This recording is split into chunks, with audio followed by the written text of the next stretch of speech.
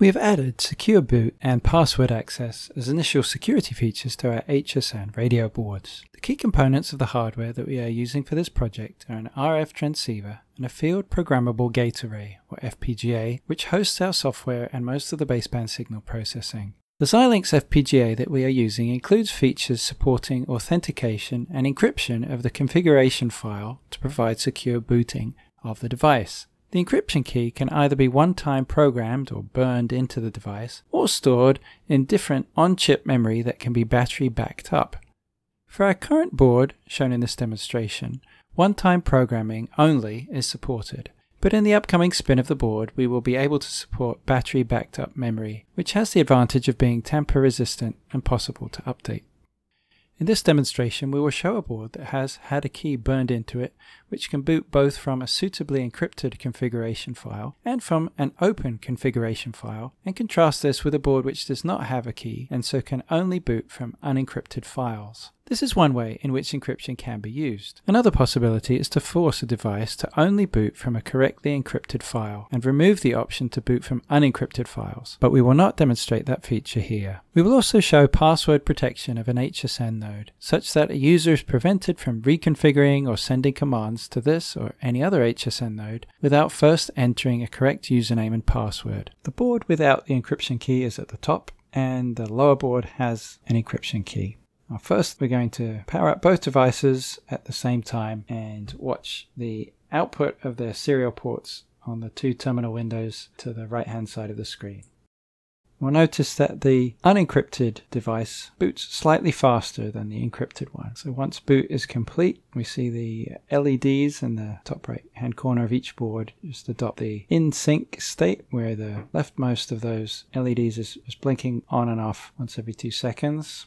Now we're clearing the buffers of the terminal windows, and we're just going to switch the micro SD cards, which has the configuration files, and show the encrypted board is able to boot from the same configuration file as the open board, but not the other way around. So the board without the encryption key at the top is unable to boot from the encrypted configuration file.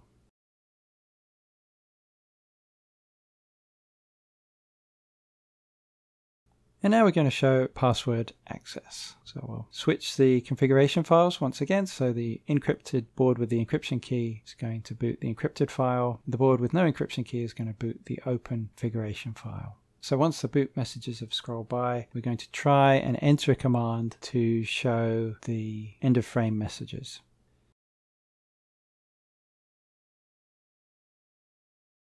So we submit that, and we see a message that that command failed because we haven't entered a password. Now we're going to try entering a password. And as we do so, we're now seeing the NMEA messages printed out to the serial port. Those just have the default time, so these boards don't have a global time input. So in the absence of that, they're simply starting from the default time. Similarly for the upper board, this too is password protected, so we cannot enter the commands without first entering the password.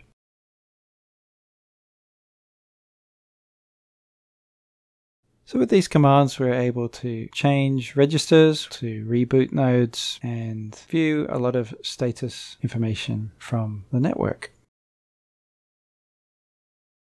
To improve the security of the system, we plan on encrypting the data that is sent in the round-trip time messages, RTTMs, both the timestamps and data portions of the packets. And as mentioned before, our next board spin will support an alternative method for storing an encryption key and to augment the existing options for secure booting of the HSN nodes. Other potential security features are using the sync state itself as a form of verification, whereby a node is able to check that the timestamps it is receiving from another node are consistent with its own measurement. Similarly, some geofence could be applied, whereby through positioning network, a node is admitted based on its location. But for now, our boards support a one-time burning of the encryption key and password access.